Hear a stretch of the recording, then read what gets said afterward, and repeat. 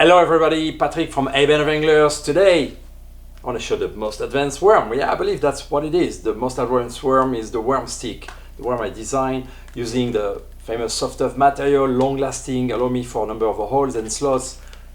Look on the back of the packaging, that tells you a lot about what you can do and the position of those holes and slots. So thanks to that we have that long lasting plastic. It's very easy to rig, you have no doubt, just follow the different hooks, holes and slots, depend on the hook and the way you want to rig it and use the worm. So the worm stick is actually very buoyant, so that's one of the big benefits of the soft material. So thanks to that, not only I can catch a lot of fish, but I can have a wide variety of actions. So let's check just 5 different riggings that are super efficient and proven to be. So first, you want to use the fact that it's so buoyant, it will float no problem with a hook like this guy.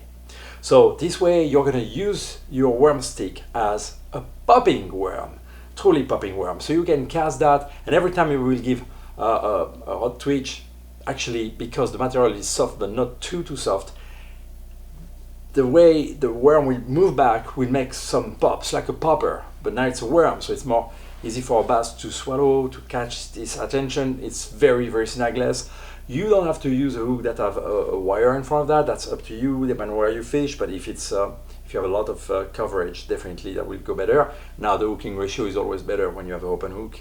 That's why you have to make some time balance. Now that's great on top water, and simply here on the leader, just you can add also a split shot, and in that case, well, the worm will dive down with some action until the moment the split shot will touch bottom, and you can fish on the bottom like this. It's great because it's very snagless. You can retrieve it slowly, making pause to fish into rocks and branches and bumps. So that's one of the great way to use the worm stick. Now, very closely rigged, using actually, I recommend using the hook that comes in that hook and weight system from Hyperlastics as well.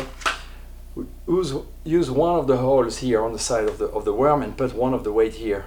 So you're going to cast super well, and when it lands on the bottom, it's going to float like this. So every shaking of your rod tip will translate with a great action, while the worm will stay pretty much on the spot. You can also jig it like this. That's great rigging, great action when fish are a bit deeper, and you can change the different weights. We have 3 different weights in that little package here, depending on the condition and how fast or slow you want the worm stick, sorry, to dive. The worm spin actually is the cousin of the worm stick, and it has a blade, a Colorado blade in the tail.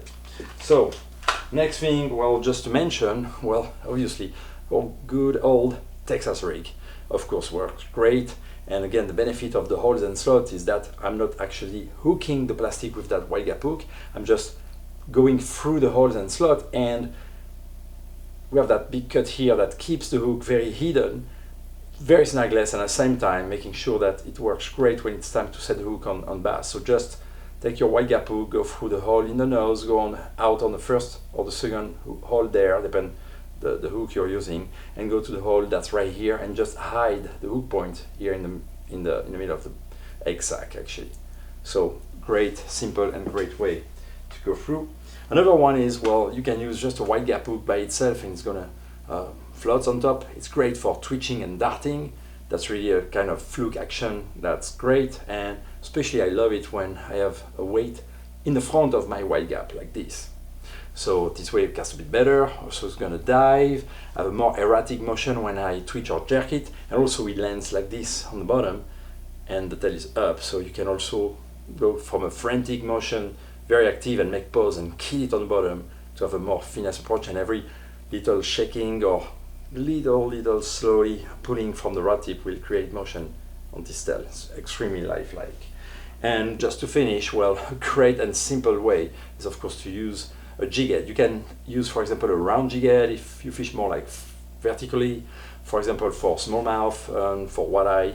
But if you want to have more of a jigging, jerking motion, you want to have more of a straight head, like a darting head like this, you can use the jigget by itself. There's a wide range. You have to pick up the one that fits your needs.